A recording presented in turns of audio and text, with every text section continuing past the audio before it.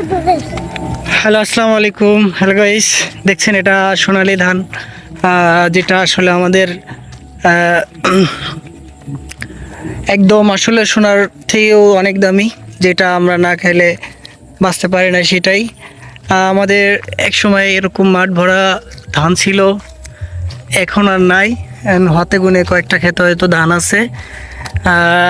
এটাই আসলে আসলে বিধির বিধান। আজ একটা জিনিস আছে, কাল হয়তো সে জিনিসটা নাই। এখন এই যে দেখতেছেন খেরের পালাগুলা, এটা যার যার এলাকায় কি বলা জানি না, আমরা খের বলি, অন্য অন্য এলাকায় খড় বলে, ইত্যাদি ইত্যাদি। যাই হোক, এখন এই দু একদিনের ভিতরে এটাও দেখা যাবে যে আর কিচ্ছু নাই।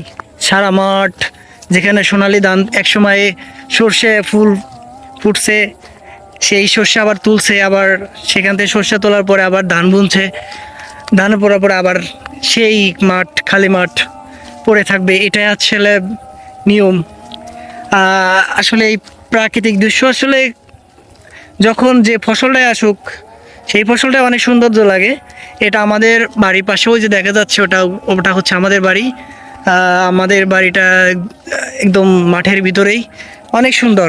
আপনার যাই হোক,